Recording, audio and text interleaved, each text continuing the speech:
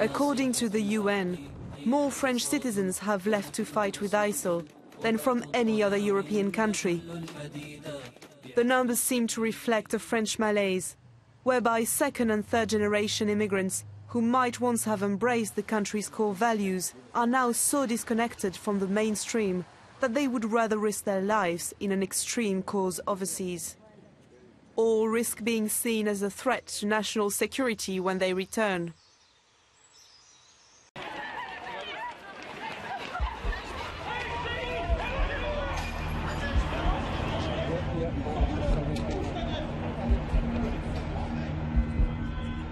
Vous protégez les Français, vous protégez aussi leur mode de vie, leur liberté. Ce mode de vie, c'est à lui que les terroristes ont voulu s'attaquer. Parce que la joie, le partage, la culture leur inspirent de la haine. It's also started a series of community programs aimed at preventing young French Muslims from being radicalized. Wissa Kies is in charge of one of them. Il y a un manque de coordination, on ne sait pas aujourd'hui qui fait quoi en France. Il n'y a pas vraiment d'échange sur quels sont les praticiens qui travaillent sur ce sujet-là réellement, pouvoir échanger sur les pratiques, puisque ce qu'on fait en prison, ce n'est pas forcément ce qu'on peut faire dans des écoles, chez les mineurs, enfin voilà. But so far, only a few community groups have received an official mandate to carry out the work. It frustrates people like youth worker Jamel Gessoum, who say their expertise is being ignored. He operates in one of the most deprived areas of France, the Seine-Saint-Denis district near Paris.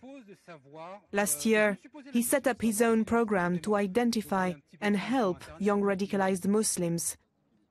But he's now reduced to protesting outside government offices to raise awareness. Nous avons quand même 25 correspondants de quartier en Seine-Saint-Denis qui nous alertent sur les recruteurs, qui nous alertent sur les jeunes qui partent un petit peu dans tous les sens. Et nous n'avons le soutien de personne. Je dispose de clés de compréhension qui permettent de traduire ce qui se passe dans la tête d'un jeune de quartier qui commence à partir dans tous les champs de la radicalisation. Ensuite, c'est une question sociale. Tout simplement, quand un jeune, on le met au boulot, ils oublient tout ce qui lui a été dit sur partir en Syrie, etc.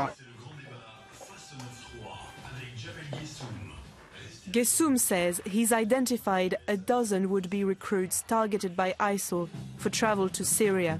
Mesdames et messieurs, bonjour et bienvenue sur RTSF 93, la web TV radio dédiée à l'enfance et à la jeunesse en Seine-Saint-Denis. One of those Jamel has been working with is 17-year-old Younes, who's now at a local radio station with his mother to share his story.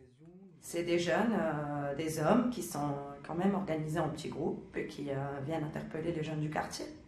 Ça commence par des petits conseils, on va dire, qui interpellent les jeunes et puis, bon an mal an, petit à petit, les aiguilles vers la Syrie, vers Daesh. Il te disait quoi?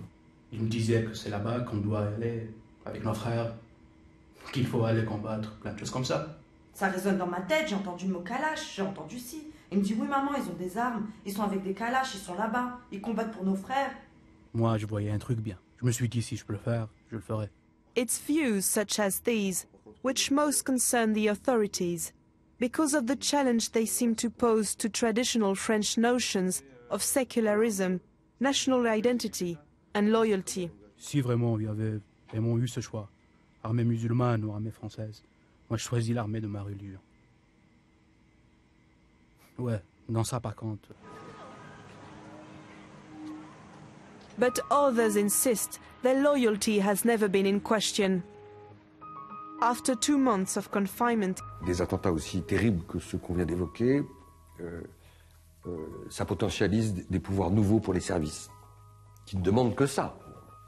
Ça permet de stigmatiser, de criminaliser, de diaboliser des gens qui n'ont strictement rien à se reprocher, parce qu'on veut faire du chiffre, parce qu'il y a une pression très forte de l'État pour démontrer que l'État met en place un bouclier contre la menace terroriste sans faille. C'était en 98, j'avais 22 ans. J'étais jeune. Donc là, on était dans l'âge fougueux. Donc là, on est plus posé, on a 40 ans. Donc voilà, est-ce que les juges, est-ce que le ministère prend en considération ça? Si aujourd'hui on se manie une Kalachnikov, d'accord, nous on a tiré quelques balles et bon, voilà. Aujourd'hui, il y a des gens qui sont, comment dirais-je, dans des stands de tir et qui tirent beaucoup mieux que nous. C'est pas forcément un musulman, c'est pas forcément une personne qui a été dans un camp d'entraînement qui peut aujourd'hui tuer des gens.